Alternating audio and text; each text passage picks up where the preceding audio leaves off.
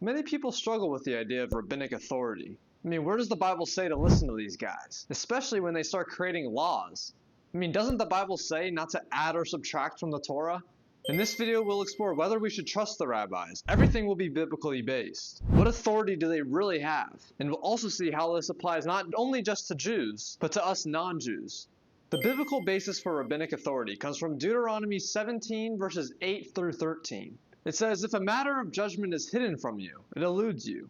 You shall go up to the place that the Lord your God chooses, and you shall come to the Levitical priest and to the judge who will be in those days, and you shall inquire, and they will declare to you the matter of the judgment. You shall do according to the word that they tell you. You shall not deviate from the matter that they tell you to the right or to the left." In other words, when there's a legal or moral question, what does God say to do? He actually explicitly commands the Jewish people to go to the priests and judges, that is, the recognized religious authorities of the generation, and to follow their ruling. It is a command from God. In fact, it even further says that they cannot deviate from what they say to the right or to the left. In fact, Rashi, a renowned biblical commentator, famously has said that the Jews are to obey what they say, even if they say that right is left and left is right, even if they're wrong. Why do the Jews have to follow them even if they're wrong?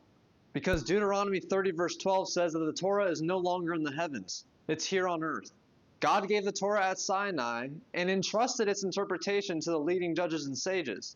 These are the people who received the entire Torah, the oral tradition, as well as the written Torah, from Moses and passed it on from generation to generation. Notice, God doesn't say for you to interpret the law as you see it. He says to ask the religious authorities. And today, these judges and sages are called rabbis, which in Hebrew means my teacher. But let's make this super clear. These leading judges and sages have historically been the 71 members of the Sanhedrin that God told Moses to create, and that remained for centuries. Every single one of their rulings becomes part of the Oral Torah, the oral tradition. And because God said to listen to them, this oral tradition becomes just as valid as the written Torah, because these become commands. Now today, this Sanhedrin doesn't exist, and the official biblical ordination from Moses to teacher to student for generations to generations technically ceased in the 4th century. But while not official, even still the chain of Torah scholarship and legal tradition continues unbroken. Great rabbis from generation to generation have transmitted the Oral Torah, as Rabbi Kellerman demonstrates in his chart. And these rulings from the Sanhedrin, part of the oral tradition, we still listen to today. Because what they say can only be undone by a court or a group that is greater in number than the Sanhedrin and wiser than the Sanhedrin that issued those rulings. But we have kind of gone off a tangent, so let's get back. But doesn't the Bible say do not add or subtract from the Torah? Doesn't this mean that the rabbis can't make new laws? Here's the key distinction. Rabbinic decrees are not additions to the Torah. They are, instead, safeguards. And here's what I mean. The sages, the rabbis, they don't claim that their rulings are Torah commandments. They're also not changing God's law.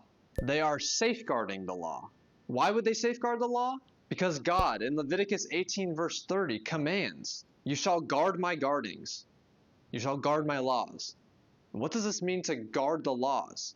Well, let me present you with an image. In most American train stations, there's a yellow safety line right before the rail to prevent people from falling off the platform and getting crushed by the train. The purpose of this yellow safety line, though, is this. If you don't even touch this yellow safety line, there's no way you fall off the platform and get crushed by the train. And this is similar to what Leviticus 18:30 means. These rabbinic laws aren't creating new Torah laws. They're creating yellow safety lines around the Torah laws so that if one follows the rabbinic laws, there's no way one will transgress one of God's laws. For example, Jews are not allowed to work on the Sabbath. One of the categories that falls under this work is lighting a fire. In later generations, when electricity became invented, the rabbis ruled that on the Sabbath, one is not allowed to use electricity, so they can't turn on a light. The reasoning is that electricity often involves sparks and circuits, which are too close to kindling a fire. And if they start a fire, then they've broken one of God's laws. So they made a rabbinic safeguard to avoid using electricity altogether. Most people refer to these rabbinic laws as fences.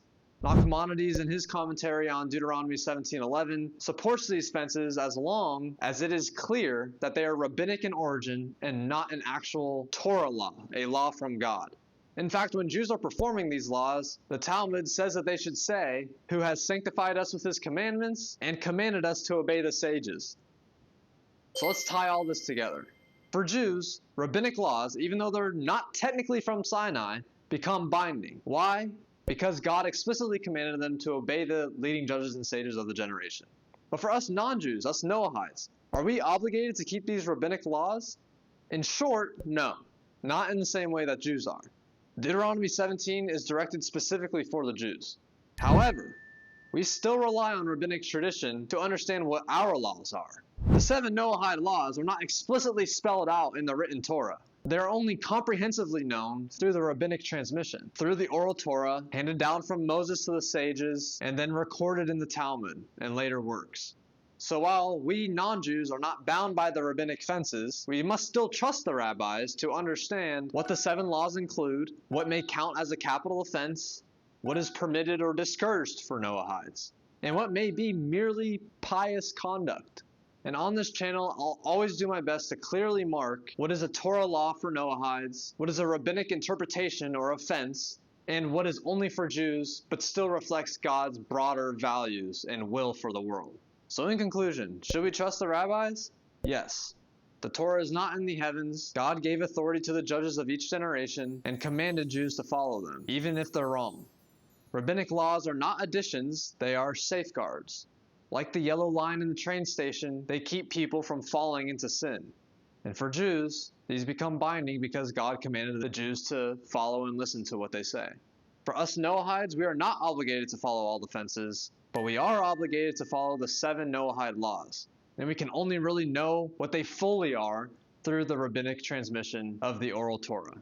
That's why we must trust the rabbis, so you can live wisely and correctly.